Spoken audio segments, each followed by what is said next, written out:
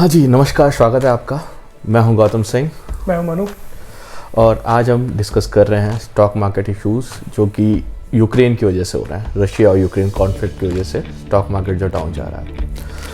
तो सबसे पहले हमको ये बताना है कि सिर्फ स्टॉक मार्केट इसी इशू से ही डाउन जा रहा है, और भी चीज़ें हैं जिस वजह से डाउन जाता है। अलग अलग आपके स्टॉक्स डाउन जाते हैं, लेकिन मेजर इशू अभी ये है यूक्रेन क्राइसिस। तो यूक्रेन क्राइसिस के बारे में आज हम डिस्कस करते हैं। तो इसके लिए पहले हमको जाननी पड़ेगी यूक्रेन की हिस्ट्री क्या है भाई साहब। तो हिस्ट्री के बारे में आप कुछ प्रकाश डालना चाहेंगे? हम प्रकाश डालें हिस्ट्री के ऊपर। तो ऐसा है, यूक्रेन जो है और रशिया दोनों ही यूएसएसआर का पार्ट है, जो कि जिसको हम सोवियत संघ के नाम से जानते हैं। तो 1991 में ये टूट गया था, यूक्रेन अलग हो गया था रशिया से।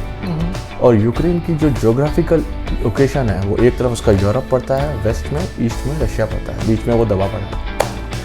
अब ये हुआ 1991 के बाद में कि यूक्रेन अलग, और उसके अंदर भी प्रो रशियन समर्थक हैं और प्रो यूरोपियन समर्थक हैं जो कि यूरोप के साथ जाना चाहते हैं, और कुछ समर्थक हैं जो कि रशिया के साथ जाना चाहते हैं। वो उसमें यूक्रेन की बड़ी पॉपुलेशन का हिस्सा है, दोनों के दोनों। अब इसके बाद में हम आते हैं कि अभी क्या हो रहा है। वो 1991 में हुआ था, अब ये इशू क्यों आया?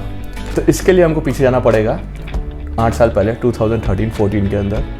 तो इनके जो प्रेसिडेंट थे विक्टर यानुकोविच, और विक्टर यानुकोविच ने क्या किया था, वो प्रेसिडेंट थे और उन्होंने एक जो लॉ पास होना था यूरोप के साथ मिलने का, यूक्रेन का, उसको रिजेक्ट कर दिया था। अब जैसे इंडिया के अंदर हमारे प्रेसिडेंट साइन करता है तो लॉ बनता है, अगर हमारी पार्लियामेंट अप्रूव कर दे और प्रेसिडेंट मना कर दे तो कितना बवाल मच सकता है। वही हुआ था वहाँ पर। उसकी वजह से वहाँ हुए थे मास प्रोटेस्ट।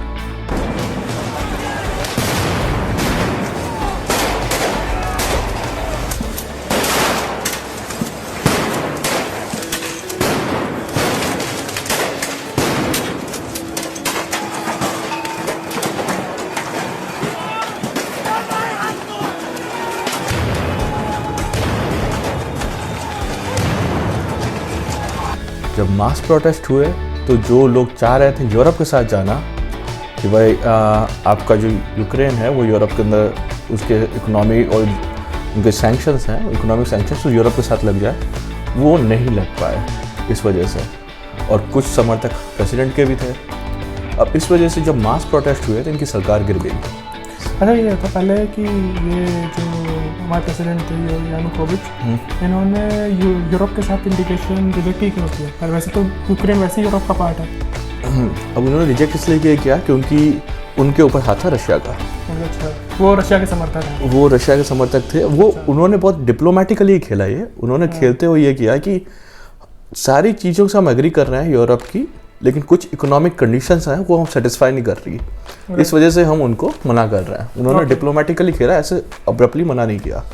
अब जब वो डिप्लोमेटिकली खेला गया, लेकिन लोग तो जानते हैं, पब्लिक है, वो अगेंस्ट में आ गए और उस वजह से उनकी सरकार गिर गई। पब्लिक सब जानती है। पब्लिक सब जानती है, यहाँ भी सब जानती है।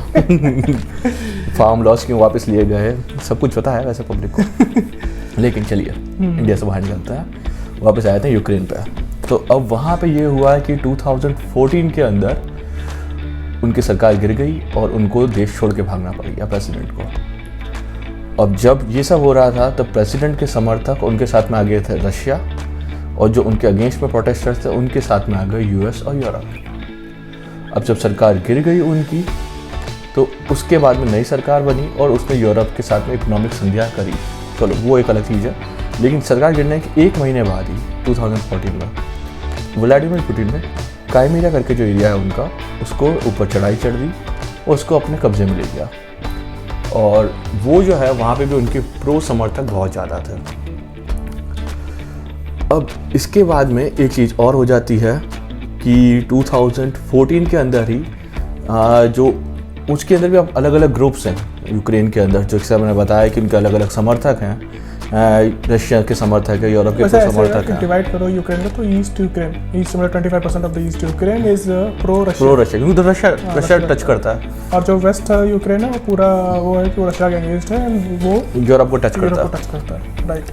ठीक है, तो अब ये चल रहा था, उनके बीच में उनके युद्ध लड़ाइयाँ भी चल रही थी, इंटरनल कॉन्फ्लिक्ट चल रहे थे, इंटरनल सेपरेटिस्ट जैसे कहते हैं उन लोगों को से। अब इसी टाइम पे MH17 जो एक्सीडेंट हुआ था, जो फ्लाइट गिरी थी मलेशियन एयरलाइंस की, वो भी इनके सेपरेटिस्ट ने गिराई थी। उन्होंने ये समझ के उसको गिरा दिया था कि ये मिलिट्री एयरक्राफ्ट है। ये बाद में डिटेल्स निकल के आई थी MH17।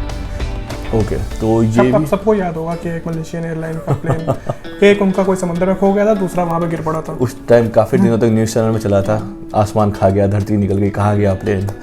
तो ये सेपरेटिस्ट ग्रुप ने गिरा दिया था उनके। अब वापस 2014 में ये सब हो गया, क्राइमिया अलग हो गया यूक्रेन से, रशिया ने अपने अंडर में ले लिया। अब क्या हो रहा है, अब ये इशू क्यों आया 2014 के बाद में?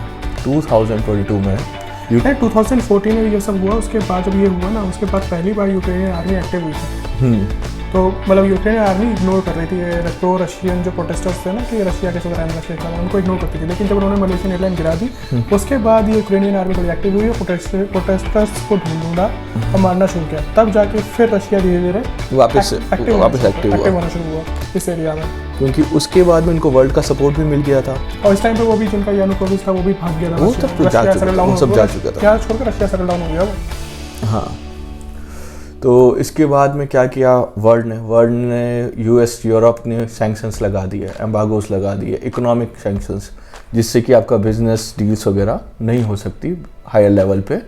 तो उससे रशिया ऑलमोस्ट रिसेशन पे जा चुका था। ठीक है, अब ये 2014 की बात थी, 2022 पे आ जाते हैं, फास्ट फॉरवर्ड करके 2022 पे आते हैं।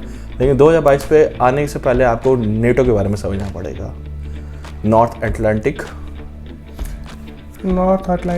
Treaty Organization. Okay, treaty organization, वैसे नाम में मत जाइए, ये एक मिलिट्री ऑर्गेनाइजेशन है जो कि शुरुआत में सिर्फ 12 कंट्रीज ने मिलकर बनाया था, और ये बनाया था रशिया के अगेंस्ट में, यूएसएसआर के अगेंस्ट में, या शुरुआत में यूएसएसआर था वो, यूएसएसआर के अगेंस्ट में यूरोपियन छोटे कंट्रीज ने बनाया था, ताकि अगर एक को रशिया कब्जा करता है तो बाकी सब साथ में आके उससे युद्ध कर सके। शुरुआत में 12 थे, अभी वो 30 हैं।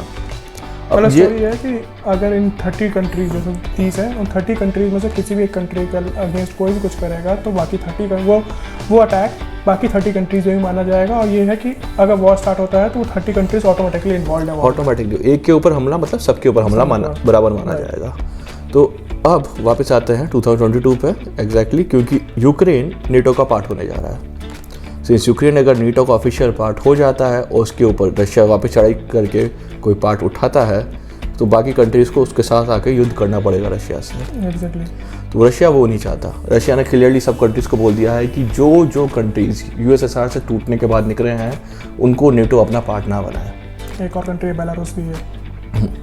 तो ये अभी चल रहा है, रशिया को अपनी पावर गेम खेलना है। अब रशिया ये ऐसा चाहता क्यों है? कुल मिला के भाई शांति से चीज़ें चल रही है, इकोनॉमी चल रही है, वो अपनी इकोनॉमी को रिसेशन में भी लेके आ जा रहा है यूक्रेन की ज़मीन हथियाने के लिए। क्यों चाह रहा है ऐसा? रशिया भी डेमोक्रेटिक कंट्री है, वहाँ के अंदर भी प्रो यूक्रेन के जो सपोर्टर्स हैं कि भैया हमारा यूक्रेन हमारा हिस्सा है, हमको वापस चाहिए, बहुत बड़ी मात्रा में। जैसे इंडिया और पाकिस्तान पॉलिटिक्स चलती है ना कि कश्मीर हमारा, कश्मीर है। पाकिस्तान में लोग वोट मांगते हैं कि कश्मीर हम इधर ले आएंगे, इंडिया में वोट मांगते हैं कि कश्मीर हमारा तो है ही। हाँ, लेकिन कश्मीर हमारा ही है। हाँ, कश्मीर हमारा ही हमारा ही है। हाँ, तो वो बात है कि वहाँ के जो वोटर्स हैं रशिया के, वो बहुत बड़ा चंक है जिनका जो चाहते हैं कि यूक्रेन रशिया का पार्ट है। उसी वजह से क्राइमिया इनको लेना पड़ गया था। और व्लादिमीर पुतिन बार बार इसलिए इलेक्शन जीतते हैं इन्हीं सब मुद्दों की वजह से। उनका कोर वोट बैंक क्या कह सकते हैं फिक्स्ड है। सो अब इसी वजह से रशिया को प्रेशर में आगे करना पड़ता है। सेकेंडली रशिया की हिस्ट्री भी काफ़ी बड़ी है। अगर आप हिस्ट्री में जाएंगे तो क्राइमिया और यूक्रेन और इन सब के अंदर उनके माइथोलॉजिकल स्टोरीज़ भी हैं, जहाँ से कहाँ से लोग आए थे, कैसे सेटल डाउन हुए थे, और तो वो माइथोलॉजी में भी है। इसी वजह से लोगों की आस्था जुड़ी हुई है उस जगहों से। जैसे तो इस टाइम जो मतलब जो जितना मैंने पढ़ा है, तो जब ये इधर की सिविलाइजेशन सेटअप हुई थी, तो जो काईवी नाम है ना यूक्रेन की कैपिटल का, तो जो काईव है वो एक मेजर एरिया था जहाँ पे से सारी पॉपुलेशन स्टार्ट हुई। और उस टाइम पे जो वहाँ का रूलर था उसका भी नाम व्लादिमीर था। ओके, ठीक है। और आज यूक्रेन के और प्रेसिडेंट दोनों प्रेसिडेंट के नाम व्लादिमीर ही है। वो स्पेलिंग अलग है कि वो वॉल्दमीर लिखता है या व्लादिमीर लिखता है, प्रोनाउंसिएशन दोनों का ही सेम है। हमारे लिए तो सभी सेम होगा भाई, हम कुछ नहीं कह सकते।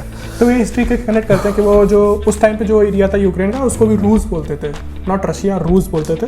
और वहाँ से चलता आया, तो रशिया यही बोलता है कि ये सारा एरिया जो है वो सब रशिया है हिस्टोरिकली। वही है, वहाँ के नेशनलिस्ट वही चाह रहे हैं कि भाई ये सारा ही रशिया है। जैसे कि अभी हम लोगों ने बात किया था, क्या नाम था, उर्दिस्तान को लेकर। उर्दिस्तान वाले ने अपना पूरा हिमालय का नीचे का बेल्ट, यूपी, पंजाब, बिहार तक पहुंच गए हैं, वो वेस्ट बंगाल तक पहुंच गए हैं, वो सब अपना एरिया बता रहे हैं, क्योंकि उनकी पता नहीं सोच है, कुछ है कुछ तो सोच है उनकी। तो इसी तरह से वहाँ के भी नेशनलिस्ट हैं, वो चाहते हैं, इस वजह से सरकार को करना पड़ रहा है बीइंग अ डेमोक्रेसी, वरना वो खुद चले जाएंगे, कोई और आ जाएगा उनकी जगह वो काम करने के लिए। अब आ जाते हैं कि भाई हमारा स्टॉक मार्केट का इशू चलेगा कब तक आज की डेट में। अब आज की डेट में ये है, जो लेटेस्ट है, आज ही का न्यूज़ है कि व्लादिमीर पुतिन ने 2 सेपरेटिस्ट ग्रुप जो कि यूक्रेन के हैं उनको रिकॉग्नाइज कर दिया है कि हाँ भाई हम इनको मान्यता दे रहे हैं, इनसे इनके लिए हम आगे खड़े हुए हैं। तो जब उनको मान्यता दे दी, वैसे ही सेपरेटिस्ट ग्रुप जिन्होंने MH17 को गिराया था, वो सेपरेटिस्ट ग्रुप को जैसी मान्यता दी, रशिया का स्टॉक मार्केट आज 16.67 समथिंग गिरा, मतलब 17% स्टॉक मार्केट आज गिरा है, जो कि मॉस्को स्टॉक एक्सचेंज है, वो आज की डेट है। इसका इफेक्ट इंडिया में भी कल आएगा, रिपल इफेक्ट, कल परसों तक आता रहेगा वो इफेक्ट। तो ऊपर से सिंस ये डेमोक्रेटिक इशू है, तो इसकी अगर हम देखेंगे कब तक चलेगा, ये लंबा चलेगा, जब तक लोगों की मान्यताएं जुड़ी हुई हैं, ये लंबा चलेगा, ये मेरी सोच है। आपके हिसाब से क्या है? जब तक स्टॉक मार्केट ये समझना जाए कि ये सब बकवास चल रही है, इससे कोई फर्क नहीं पड़ता। जैसे कोरोना आया था ना, तो कोरोना में आया तो एकदम स्टॉक मार्केट गिर गया था, फिर स्टॉक मार्केट इन्वेस्ट करने वाले समझे अरे यार ये तो आता जाता रहेगा, चलता रहेगा, अब स्टॉक मार्केट फिर बूम करना शुरू करेगा। वही यहाँ भी होगा, क्योंकि ये रोज का रोना है। लेकिन फ्यूल प्राइसेस इफेक्ट करेंगे सर, वर्ल्ड इकोनॉमी इफेक्ट करेगी। फ्यूल प्राइसेस इफेक्ट करेंगे क्योंकि वो सब अपने हिसाब से रिस्टोर करना शुरू कर देंगे अपने पास। अगेन फ्यूल प्राइसेस की तो क्या, वो स्टॉक मार्केट ही तो है, वो भी यार कम्युनिटी मार्केट है, कमोडिटी है, कम्युनिटी मार्केट है, जिसको चाइना ने उठा रखा है अभी सब कुछ। तो वो कम्युनिटी मार्केट में भी लोग सब ने कि क्योंकि वॉर होगी तो फ्यूल की रिक्वायरमेंट होगी, और फ्यूल की रिक्वायरमेंट होगी तो फिर प्राइस तो बढ़नी पड़ना है, तो लोगों ने उस पर कॉल, इनसिक्योरिटी की वजह से ज़्यादा स्टॉकिंग हो जाती है। तो यही था हमारा एनालिसिस। कल मार्केट खुलते हैं, देखते हैं कैसा बिहेव करता है इंडियन मार्केट आफ्टर दिस। अच्छा गया है, लेकिन जब तक यूएस का मार्केट अच्छा ना जाए तब तक हम कुछ कह नहीं सकते। यूएस का मार्केट जब तक अच्छा नहीं होगा तब तक यार, हमारा नेहरू ने बोला था ना, उन्होंने पिछली वीडियो में बोला था कि जब वहाँ का स्टॉक मार्केट गिरेगा तो हमारा तो गिरेगा ही गिरेगा। देखिए फिर से बीजेपी स्पोक्स पर्सन हो चुके हैं, हम नेहरू जी को फिर से लेके आ गए, लेकिन जो फैक्ट है वो है, इफेक्ट तो करता है, बिल्कुल करता है। राइट, ओके, धन्यवाद इसी के साथ। Thank you, do subscribe us, thanks, bye.